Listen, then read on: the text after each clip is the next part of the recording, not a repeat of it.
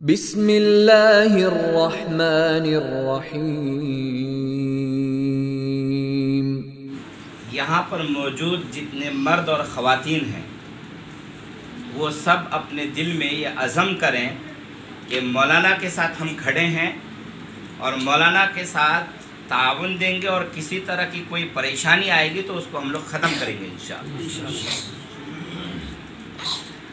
اصل میں بنیادی طور پر پوری دنیا کی جو آبادی ہے وہ 8 ارب کے آس پاس ہے، تو 4 ارب کون لوگ ہیں؟ خواتین ہیں۔ 4 ارب خواتین ہیں، 4 ارب مرد ہیں۔ یہ 4 ارب خواتین کی جو تعداد ہے یہ بہت بڑی تعداد ہے۔ مسلمانوں کی تعداد 2 ارب ہے تو 1 ارب خواتین ہے۔ آخر اس خواتین کی طرف توجہ کیوں نہیں دی جا رہی؟ اس وقت سب سے زیادہ ضرورت اس بات کی ہے کہ خواتین کی طرف توجہ دے کر کے ان کو محفوظ کیا جائے۔ میں ایک تاریخی بات بتاتا ہوں آپ حضرات سے، بچوں تھوڑا سا سن لینا۔ آج سے تقریباً 106-7 سال پہلے ایک جنگ ہوئی تھی، پہلا ورلڈ وار۔ اس کے کچھ سالوں کے بعد دوسری جنگ ہوئی، دوسرا ورلڈ وار۔ جو لوگ سمجھدار لوگ ہیں وہ سمجھ رہے ہوں۔ ان دونوں جنگوں میں 10 کروڑ لوگ مر گئے۔ 10 کروڑ لوگ جو مر گئے تو ان 10 کروڑ لوگوں کی بیویاں تھیں، بیٹیاں تھیں، ان کی بہنیں تھیں۔ ان 10 کروڑ لوگوں کے مرنے کی وجہ سے ان کے پیچھے جو بچیاں، خواتین اور عورتیں تھیں یہ بے گھر ہو گئی۔ ان کے کھانے پینے کا کوئی ذریعہ نہیں رہا۔ تب یورپ نے، یہ جنگ یورپ میں ہوئی تھی، وہاں سے شروع ہوئی تھی، پورے ورلڈ میں پھیل گئی تھی، پورے عالم میں۔ تب یورپ نے یہ فیصلہ کیا کہ فیکٹری میں کام کرنے کے لیے عورت آئے گی، چونکہ کھانے پینے کا مسئلہ تھا، لہذا فیکٹری میں کام کرنے کے لیے خواتین آئی۔ اب جب فیکٹری میں کام کرنا ہے، بوجھ کا سامان اٹھانا ہے، مشین چلانا ہے، دیگر اور کام کرنے ہیں، تو پردے سے تو باہر آنا ہوگا، تھوڑا بہت تو آنا ہوگا۔ تھوڑا بہت آتے آتے عورت مکمل بے پردہ ہو گئی۔ یہ جو وبا چلی ہے یہ یورپ سے چلی ہے، اس کو مغرب بولتے ہیں۔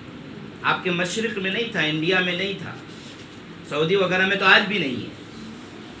لہذا وہ وبا مادیت کے راستے سے آہستہ آہستہ پوری دنیا میں چلی گئی، آج میرے اور آپ کے گھروں میں داخل ہو چکی۔ کسی تہذیب کا جو محافظ کوئی چیز ہوتی ہے وہ زبان ہوتی ہے۔ آپ عربی بولیں گے تو عربی کی ایک تاثیر ہے، آپ اردو بولیں گے تو اردو کی ایک تاثیر ہے، آپ انگریزی بولیں گے تو انگریزی کی ایک تاثیر ہے۔ زبان کی ایک زبان اصل میں تہذیب کا ترجمان ہوتی ہے۔ تو جو بچیاں انگریزی بول رہی ہیں یا انگریزی اسکولوں میں پڑھ رہی ہیں یا انگریزی ٹیچرز سے پڑھ رہی ہیں، تو پڑھنے کی وجہ سے وہاں کا جو ماحول ہے اس ماحول کا اثر اس کی طبیعت، اس کے مزاج اور اس کے نظریات میں پڑتے ہیں، اور پھر وہ مغرب زدہ ہو جاتی ہے۔ اس وقت محترم بزرگوں اور دوستوں، اس طرح کے اداروں کی ضرورت ہے، اور بالخصوص ہندوستان میں اپنی بچیوں کی حفاظت کی ضرورت ہے۔ میں عموماً یہ بات کرتا ہوں، یہاں بھی بول دیتا ہوں، ایک سروے آیا ہے، سروے میں یہ بتایا گیا ہے، ایک سروے میں 12 لاکھ، ایک سروے میں 8 لاکھ مسلم بچیوں کو غیر مسلم بچوں نے ٹارگیٹ کر کے شادیاں کی، اور شادیاں کرنے کے بعد پھر ان کو مسلمان سے غیر مسلم بنا لیا، ہندو بنا لیا، اور ان میں سے اکثر و بیشتر کے ساتھ ظلم ہو رہا ہے۔ خود میں دہلی میں رہتا تھا، میں آپ کو ایک دردناک واقعہ بتا دوں۔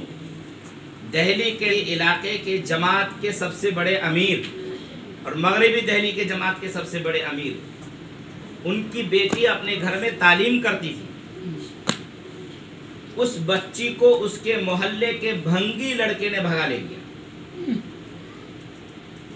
اب وہ بچی وہاں پر ظلم سہ رہی ہے، والدین سے رابطہ کرتی ہے کہ ہم واپس آنا چاہتے ہیں، والدین یہ شرط لگائے ہوئے ہیں کہ اگر تم واپس آؤ گے تو اپنے شوہر کو مسلمان بنا کر ہی واپس آنا، اس سے پہلے واپس آنے کی اجازت نہیں ہے۔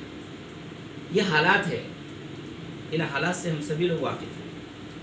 ان سے اگر اپنی بچیوں کو بچانا ہے تو اس کا واحد جو محفوظ قلعہ ہے وہ یہ مدارس ہے، یہاں پر اس کی تربیت ہو جاتی ہے۔ دوسری بات یہ ہے کہ بچیوں کے ذریعے کیا ہم کموانا چاہتے ہیں؟ دیکھیں، کموانے کی ضرورت نہیں ہے۔ الرجال قوامون علی النساء نیچر کا فیصلہ نہیں ہے سر، فطرت نے، قدرت نے، اللہ نے یہ طے کر دیا ہے کہ عورت نہیں کمائے گی۔ عورت جب اس کا باپ ہے تو باپ کے ذمہ ہے کہ اس کی کفالت کرے، اور جب شادی ہوتی ہے تو میں نے قبول کیا ماں نانو نفقہ، نان مطلب روٹی، نفقہ مطلب ان کے ساری خرچے مرد کے ذمے ہے کمانا، عورت کے ذمے در حقیقت ہے گھر سنبھالنا، نسلوں کی تربیت کرنا، ایسی تربیت اور ایسے گھر سنبھالنے کی صلاحیت جیسا کہ حضرت خدیجہ رضی اللہ تعالی عنہا نے نبی پاک صلی اللہ علیہ وسلم کے ساتھ کیا۔ جب حضرت جبرائیل سے ملاقات ہوئی ہے غار حرا سے، اور جب گھر پہنچے ہیں اور کہہ رہے ہیں زملونی زملونی کہ مجھے چادر اڑا دیجئے، اور ڈرے ہوئے ہیں، تو اس وقت کس نے سنبھالا؟ اما خدیجہ رضی اللہ تعالی عنہ کہنے لگی انک لتصل الرحم وتحمل الکل وتعین علی نوائب الحق وتقری الضیف۔ آپ کی خوبیاں بیان کیا کہ آپ تو لوگوں کا بوجھ اٹھاتے ہیں، آپ تو مہمان نوازی کرتے ہیں، آپ تو غریبوں کا ساتھ دیتے ہیں، آپ ضائع نہیں ہو سکتے۔ کس نے سنبھالا دیا ایک شوہر کو، ایک نبی کو، ایک سید المرسلین کو، ایک ایسی شخصیت کو جس کی وجہ سے دنیا کا نظام چلنا تھا؟ کس نے دیا سنبھالا؟ بیوی نے، ایک عورت نے۔ ایک عورت کے پاس اتنی صلاحیت ہوتی ہے کہ گرتے ہوئے انسان کو وہ سنبھال سکتی ہے، اور نبی کو ضرورت پڑی اس وقت کہ اما خدیجہ ان کو سنبھالے۔ صلح حدیبیہ کے موقع سے حضور پاک صلی اللہ علیہ وسلم نے تمام صحابہ کو کہا کہ اب ہم مکہ نہیں جا سکتے ہیں عمرے کے لیے، سبھی لوگ یہیں پر اپنے بال اتروا لیں، یعنی سر کے بال۔ کوئی ٹس سے مس نہیں ہو رہے ہیں۔ صحابہ حضور پاک صلی اللہ علیہ وسلم وضو فرماتے تو وضو کا پانی نیچے نہیں گرنے دیتے تھے۔ ان صحابہ کو حضور پاک صلی اللہ علیہ وسلم کہہ رہے ہیں کہ سر منڈوا لیجئے، ہم لوگ یہیں سے واپس جائیں گے، تو کوئی ہل نہیں رہے۔ پھر آپ غم زدگی کے عالم میں اپنے خیمے میں داخل ہوئے۔ حضرت ام سلمہ رضی اللہ تعالی عنہا حضور پاک صلی اللہ علیہ وسلم کی بیوی مسکرائی، بڑی زیرک عقل مند خاتون تھی، اور کہنے لگی کہ میں آپ کو ایک مشورہ۔ نبی پاک صلی اللہ علیہ وسلم اپنی بیوی کے مشورے کے ضرورت مند ہیں اس وقت۔ وہ ام سلمہ جس کی تربیت اسلامی تربیت ہوئی ہے، حضرت ام سلمہ کہتی ہیں پہلے آپ اپنے سر کے بال کٹوا لیجئے، آپ کے دیکھا دیکھی یہ تمام لوگ سر کے بال کٹوانے لگ جائیں گے۔ پھر حضور باہر نکلے، آپ نے اپنے سر کے بال منڈوائے، تمام لوگوں نے سر کے بال منڈوائے۔ ایسی عقل مند خواتین کی ہمیں ضرورت ہے کہ برے وقت میں وہ سہارا بن کر کے کھڑی ہوں۔ وہ ہر کامیاب مرد کے پیچھے ماں کا کردار ہوتا ہے، بیوی کا کردار ہوتا ہے، بہترین خواتین کا کردار ہوتا ہے۔ اسلام میں سب سے پہلے اسلام قبول کرنے والی جو شخصیت تھی وہ خاتون تھی، حضرت اما خدیجہ رضی اللہ تعالی۔ اور سب سے پہلی جو شہیدہ تھی وہ کون تھی؟ خاتون تھی، ام یاسر رضی اللہ تعالی، یہ قربان ہو گئی اسلام کے نام پر۔ ایسی تربیت سازی اس وقت اس ماحول میں تو اور بہت زیادہ ضرورت ہے۔ اس لیے بہت مبارکباد کے مستحق ہے حضرت مولانا معظم صاحب اور ان کی طرح جو حضرات کوششیں کر رہے ہیں۔ ابھی ہمارے علاقے میں بالکل کام نہیں ہے، بالکل کام نہیں ہے، اور ہمارے علاقے کا تو ماحول عجیب و غریب ہے۔ یہاں پردہ نہیں ہے ہمارے یہاں۔ کشن گنج میں ایک مولانا ہے، مولانا الیاس مخلص صاحب، ان کی 4 بیٹیاں سب حافظہ ہیں، سب عالمہ، मौलाना अब्दुल वकील साहब के मामाजाद भाई की शादी उनकी एक बेटी से हुई, मैं ही बीच में था। हम लोग 3-4 साल से उनके घर पे जा रहे हैं। किसी खातून के बोलने की आवाज़, जबकि दीवार के पीछे है, किसी खातून के बोलने की आवाज़ बाहर नहीं आती, यानी आवाज़ का भी पर्दा। अगर चाय देने के लिए आ रही हैं तो दरवाजे पे लकड़ी रखी हुई, लकड़ी पे लकड़ी को मारती हैं और फिर मौलाना या मौलाना का बेटा या मौलाना के यहाँ के जो लोग हैं वो जाते हैं और चाय लेके बाहर आते हैं। पर्दे का ये निज़ाम। यहाँ पर देवर के साथ भाभी का कोई पर्दा नहीं, यहाँ पर सलोज के साथ उसके नंदसी का कोई पर्दा नहीं है, यहाँ पर साली के साथ उसके बहनवी का कोई पर्दा नहीं है। हराम है और गुनाह कबीरा है। और हमारे सुरजापुरी माशरे में अजीब व गरीब माहौल है और इस बेपर्दगी की वजह से हमारे यहाँ एक बहुत बुरी बला फैली हुई है जिसको ख़त्म करने की ज़रूरत है और वो ख़त्म हो सकता है इन्हीं मदारिस इस्लामिया। मैं आखिरी बात पेश करके अपनी बात ख़त्म करता हूँ। हैदराबाद शहर में कुछ मुस्लिम बच्चियाँ डॉक्टर बनी। हमारी बच्चियों को डॉक्टर भी बनाना है, हमारे पास ऐसा अपना सिस्टम, इंजीनियर भी बनाना है, साइंटिस्ट भी बनाना है, आलिमा और फाजिला अम्मा आयशा की तरह बनाना है, सब बनाना है, लेकिन वो माहौल क्रिएट करना होगा। बड़े काम की ज़रूरत है।